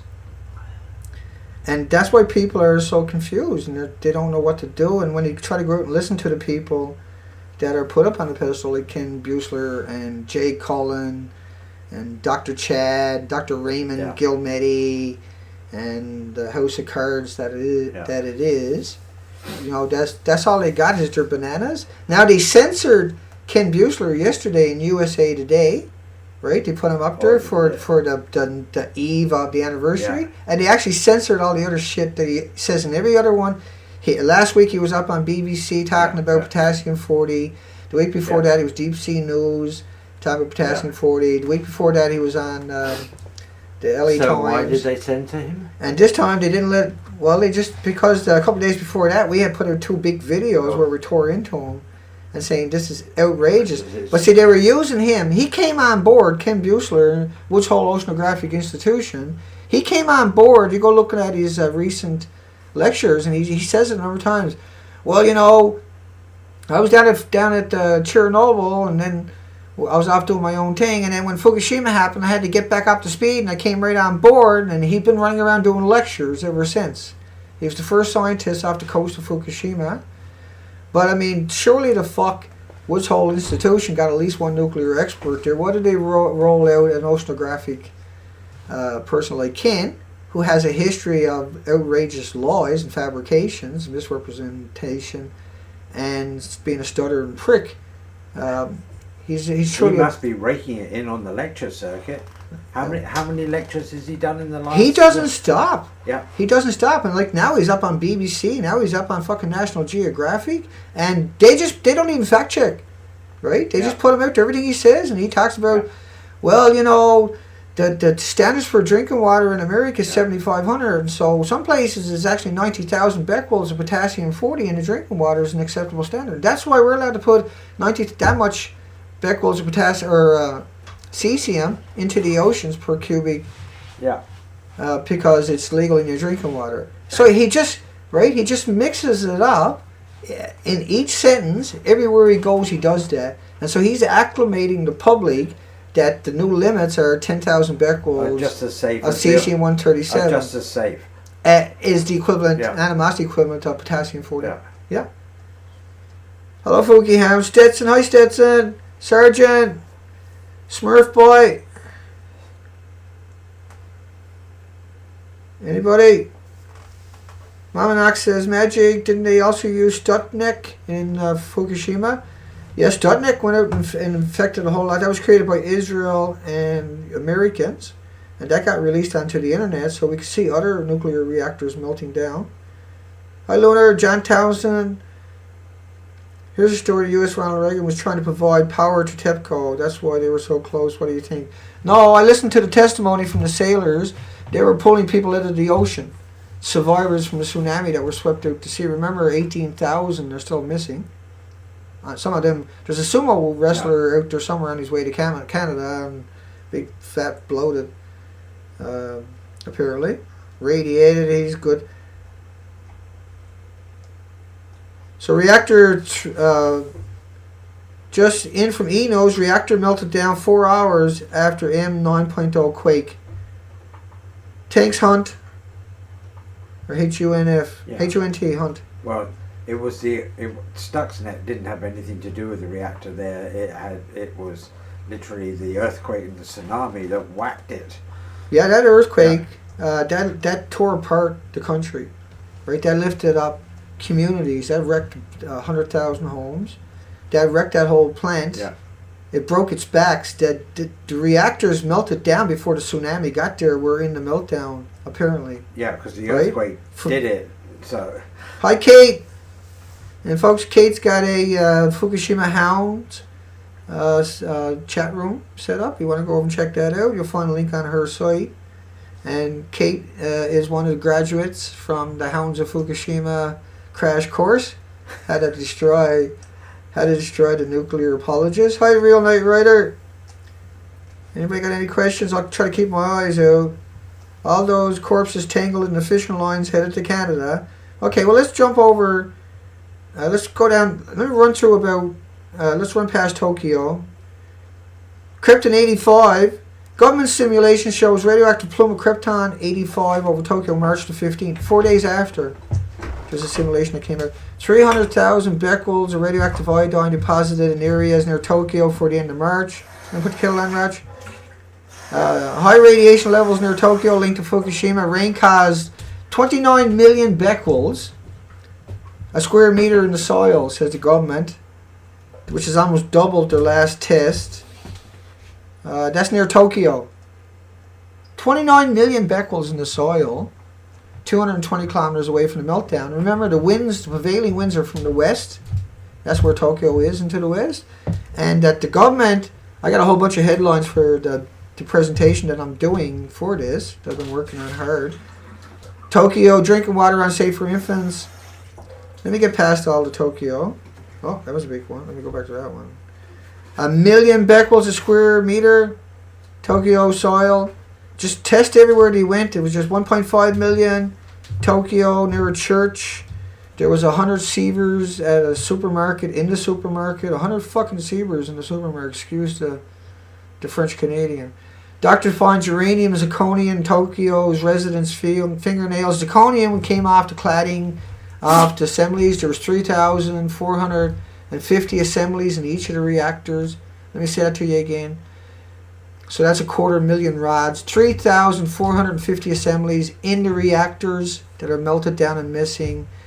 Each assembly has 80 rods. I think that's 300,000 almost rods just in the cores. The missing fuel pools over number 1 is missing a single fuel pool, but number 3 is missing all the fuel pools. These were 10-story buildings. Each fuel pool had 1,535 assemblies, which had around 80 fuel rods in each of them. The rods are 12 feet long. They're made of weaponized military industrial complexes, refined plutonium, refined uranium, and what I mean by that, from ex-missiles that were sitting in silos. And when Mach 4 exploded, a neutron beam was observed 13 times from Tokyo. There was 40,000 microsieverts per hour at a Tokyo supermarket. Tokyo we're talking about. 235 was found in Chiba. Can't be detected by most Geiger counters. So there's another little hint for you. You can't detect it. I can hear your boots so clear, Roger. Any chance you can pop them off? Or that's really loud.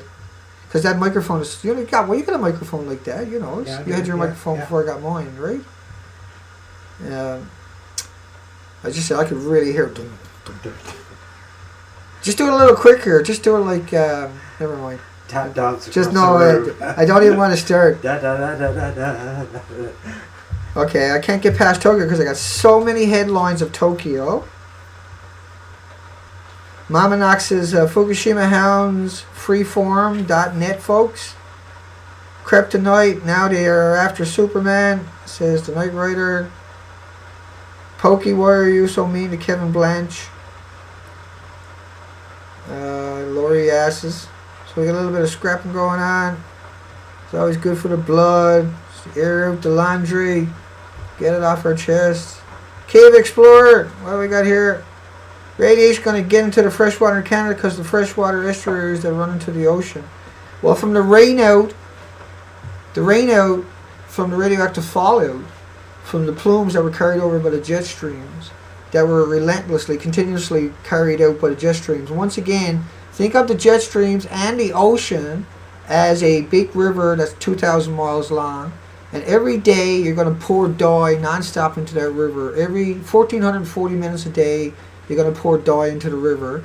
And you're going to wait 3 years, but then you're going to go downriver by helicopter and try to find a clean place where the dye hasn't penetrated, because you never stop pumping dye into that river. Well, we've done that to the atmosphere for 3 years, and we've done it to the ocean for 3 years, and there's no end in sight. There's literally no end in sight in our lifespans. And hence the equation of what are we going to do about it? How are we going to get around this? Are we even going to try? Apparently not, when media has silenced the debate by putting forth bootlicking lapdog, cheerleading people like Kim Buesler, Jay Cullen, and Dr. Vicious, and Dr. Creepy, and Dr. Monster, and doctors. And you'll see the next video I'm putting out. I got all of those creatures into that video. That's coming out right after this one is uploaded. I'm going to wait till this one uploads onto the channel. And because this one is 2 hours long, it's probably going to take an hour for this one to show up. So maybe I'll just pop up. As soon as this one is uploaded, I'm going to start the upload on the other one that's 20 minutes long. So you got something to watch while you're waiting for this one to pop back up. For people that are trying to get back up to speed. Because normally we don't do the show this early in the day.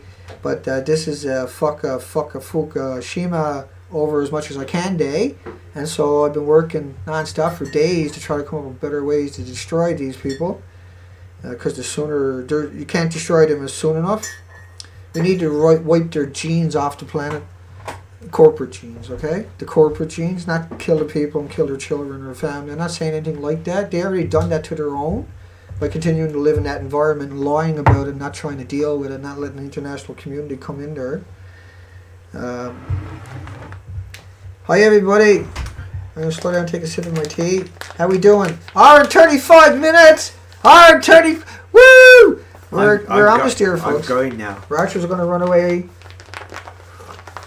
But I'm sure everybody's glad to see you. We're drop by Roger. And by the time you get at the door there, Collins will show up. No, I got the red one. Okay. So you can take off. You had a little chat. Yeah. Well, you got an hour and a half in on it? I wasn't here that long. You were already on the way. I was only on the way for like Yeah. 5 minutes or Oh, yeah? something. Oh. Yeah. Okay. Okay. Bye, everyone. Bye, everybody. Roger says bye. We'll get back to the screaming of the demons. I always think of it as, what was that movie where they have that actor and she goes down into the prison and she meets Hannibal Lecter. Oh, yeah. And they said, do you still hear the screaming of the lambs? Yeah. Where are the lambs? Where are the sheep? That's what that was a metaphor, I bet you, for. The screaming of the sheep. Everybody around you is a victim. Everybody says goodbye, Roger. Okay. See you later. Yeah, see you, Roger. Yeah, goodbye, folks. You can slam it. It's okay, Roger. Carnage at the Durnford's house. Woo! And dropping shit and knocking shit. And I'll pop that balloon's head here in a second. Yeah, it's like, folks, you don't need to argue. You need to debate, right? And so a debate is not an argument, folks. And so when someone asks somebody about something they don't like or something that seems controversial, don't always assume that it's an argument, even though I might employ that. But kind of treat it as, because this is not, you're not in a parking lot jostling for a spot and having rage take over and do stupid stuff. This is where everybody's already full of information and we should be able to rationalize it. And the misconceptions and you got to realize there's a lot of people out there that are not going to dress with a suit and tie, that are not going to be what they see on TV from the media all the time, that are going to tell the story as they see it, as they live it, as they feel it. And that's an important thing, that everybody, like I got marginalized last night because apparently I'm a crippled, and a crippled is useless, hopeless. It's no good to listen to a person who's crippled apparently. And everybody that caught stream last night know what I'm talking about. But you look at Stephen Hawkins with all the amazing stuff that he comes up with. People do that to him too, right? But I'm just saying it's just so bizarre. But that's the type of people that are down getting the homeless and bring them into Fukushima. They can't think. They're not capable of thinking. They're getting paid to do something. And they're just by nature evil. That's how they got the job in the first place. They're just cold-hearted, cold-blooded. They're cruel. They can't have a relationship with anybody, not even a pet. They can't even have a pet and treat it as if it's an individual that deserves at least, not to be abused, right? They can't see it that way. They see it as just something to get rid of insects in their homes. And I mean, the reality of it, yeah, everybody's saying goodbye. He's gone. But the comments take so long to show up because they got us censored. Hang on, I'm going to turn this.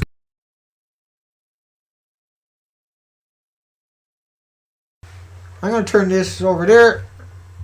Hang on, one more time.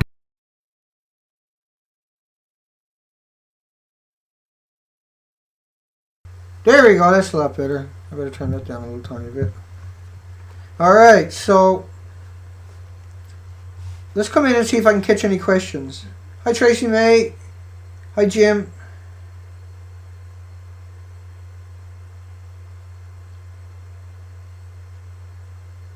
Oh, Mama Knox. Again, opinions are like a hose. Everybody has one and they all stink.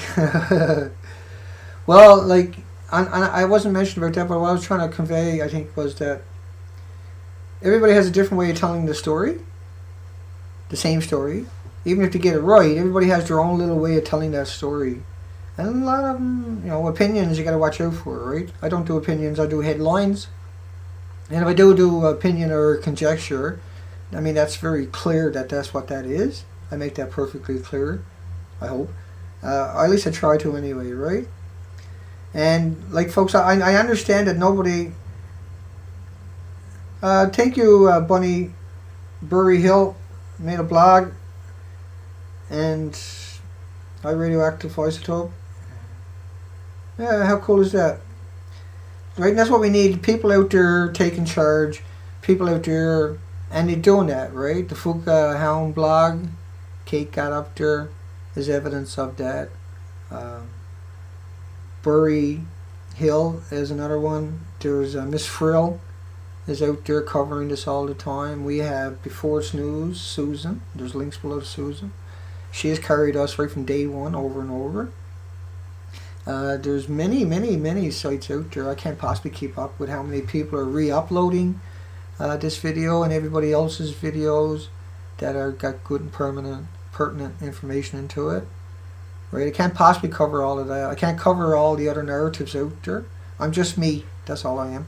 And I'm here every night trying to keep it going, trying to keep it fresh, trying to keep it digestible. And so every day we get a little bit more intelligent on this subject. We get a little bit more informed on this subject. We become a little bit more articulate on the subject. We're able to see through the deceptions of this subject. We're able to dissect the manipulation, and then we're able to take that and use that as a tool, right? So every time I'm attacked, I screen capture all those attacks, and then I think about that. I incorporate that all the time into the things I'm doing to try, because I realize if one person is doing it and they're teaching all the people how to attack you that way, you need to be able to come out and have a decent argument to deal with their narratives. And so that's what we've been doing. The bananas, the chest x-rays, walking in sunshine, potatoes, the normal radiation. You can fill my house up with bananas, it can't hurt me. But if you were to take a piece of rock from Fukushima or Chernobyl the size it is, and I was because it's a chunk, the x-rays and the gammas, or the x-rays and the neutrons are coming directly off it. But all the isotopes, all the gammas and the betas and alphas from the radioactive particles and atoms that are coming off that are much more scarier than anything imaginable. And that's why the licensing agreement at the nuclear power plant says they're supposed to be in a sarcophagus till the end of time. And so why did the nuclear power industry just keep dumping it into the ocean? They have every university on the planet at their disposal to build the containers, but they don't even try. They steal the money constantly for waste cleanup, but they never clean it up. They go after the worst projects on the planet that they can never get back at, and so they'll contaminate till the end of time too. But Fukushima 3rd anniversary is the tipping point, right? It's the tipping point. It's the end of TEPCO, but it's truly the end of Japanese as we know it. There will be no generations of Japanese people. Right, this is the sad fact. We have exterminated Japan in a slow kill, but still a fast kill. So 10 or 20 years, it's going to be a massive die-off because everybody ingested the radioactive material. Nobody's trying to help anybody there. Nobody's trying to warn people there to avoid ingesting more and accumulating more into their system. And that's wrong. Children are forced to run on top of a maddening amount of bear quills in the millions. Playgrounds that are decontaminated. But then you have the incinerators. You decontaminate the community, but the incinerators fill the community up with radioactive hot particles again. Because that's what incinerators are burning, is the radioactive hot particles they gathered up. They gather it up, put it in incinerators, spreads all over the country again, it gets liberated again, they gather it up, burn it, move it to other communities that don't have as much radiation, they burn in that community, and so the whole island becomes highly radioactive. They can't avoid it using that routine. And so they said, fuck you. That's what they said to the Japanese people for a paycheck. They turned on their own children, their own friends, their own families, their own loved ones, and aunts and cousins and brothers and sisters and relatives and friends. They've turned on them all. They turn them on. The government has on them all in order to keep a paycheck coming in. Unconscionable. But that's the epitome of what a democracy is. It's so fucking bad. A democracy is where 51% can take away the rights of 49%. If you're part of that 49%, you're not free, okay?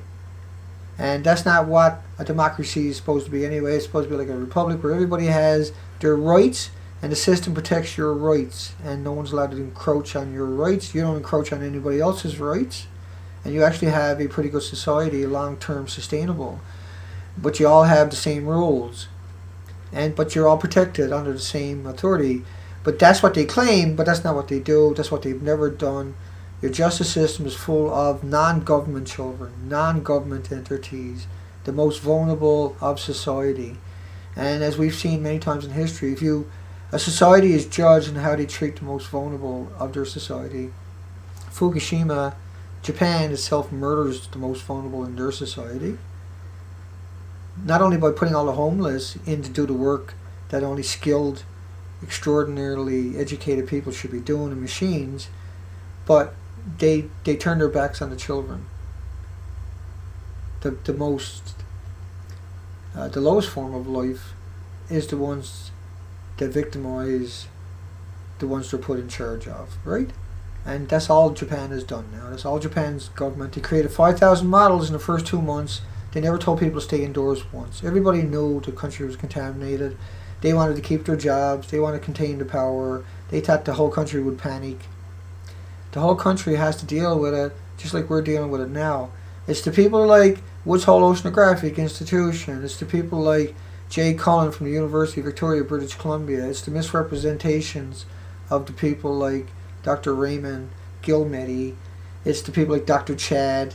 It's the people like Brian Hanley, Dr. Brian Hanley, writing books saying that this stuff is not dangerous, that it's no different than an X-ray, it's no different than a banana or potatoes or the potassium 40 in drinking water or taking a walk in the sunshine from insignificant, normal, indigenous background radiation.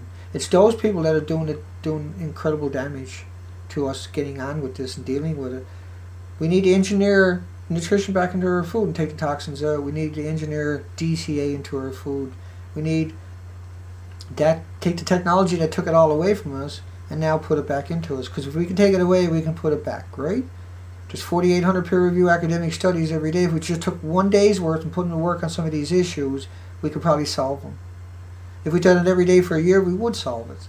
We pay for it. We pay for the institutions, the equipment, the lights, the powers, the tenured. We pay for the expendables. But they lock it away in the ivory towers and make it prohibitively expensive to access. And in fact, 15 to 45,000 just to access certain sections at the publishing houses. But they got the copyrights from all your universities and nobody knows why. What's the sense of all the university producing all the peer-reviewed academic studies, 4,800 a day, 3 a minute, if we're not going to use that for the betterment of society? If we're only going to use it to deceive society and cause these griefs, what is the sense, right? Okay, Nuber Magic, good night, buddy. I'm off the air, folks. Hour and 48 minutes, pretty darn good. Thank you, everybody. You folks are fantastic. That was a pretty good ride, hour and 48 minutes. I covered everything I could. I'm not used to doing long shows. The losing is over. Stacey Lane, good night, folks. Grandma Goldie. Dana tossed that bike.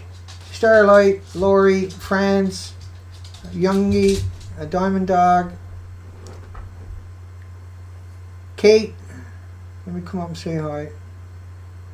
Mark, Franz, Broken Ass Islander. Ate some sushi today. I'll never do it again, man. I swear, I'll never fucking do it again, Data. Murder makes money.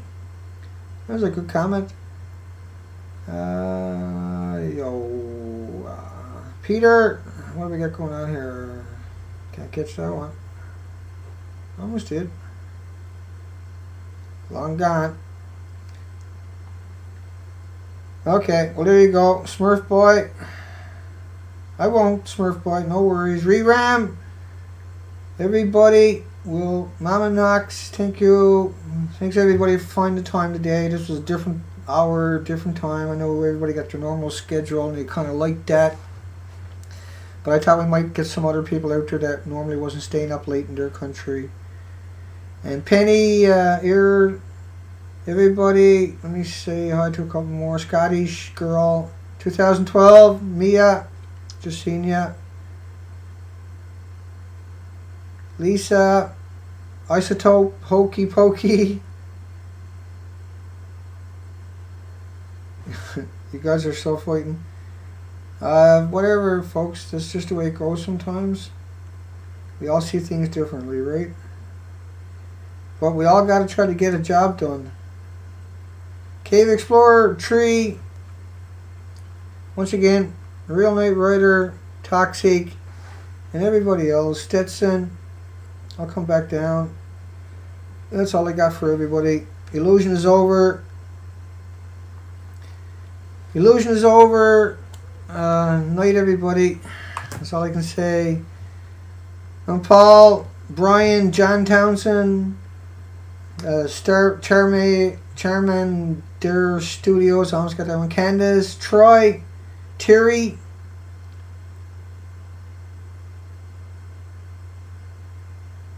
Yeah, it's a good one, Terry. Thank you. Dub Ford. And I'll just hang on and say hi to everybody. Lori, James, Nicholas, France, thank you. France Glantz, Kate, yep. Penny. Thank you, James. Yeah, Stacy, thank you. Stetson. Thank you, my friend. Yeoman, Sherman Studio, Starlight, Chandas, Lisa, Tracy, Toxic, 2012. Piano to Piece of Starlight, Fix It Stupid, Kate, Miss Frill, Grandma, woo, Eric, Freeney. Yeah, one of these nights in Malaysia flights. Sylvia, Dub, James Nichols, Lisa, Michael Han. Okay, folks, there we go. Pretty good. It was a good show. I mean, what were we supposed to do? Yeah, you never know. I may sneak back on the night for a half an hour show. I'm going to post a video right away. It's 20 minutes long. I probably screwed up a dozen times in it. I don't care. A few good laughs in it anyway. But I got all the apologists in there. Not all of them, but quite a few apologists. So you should be able to go listen to the apologists for a good laugh.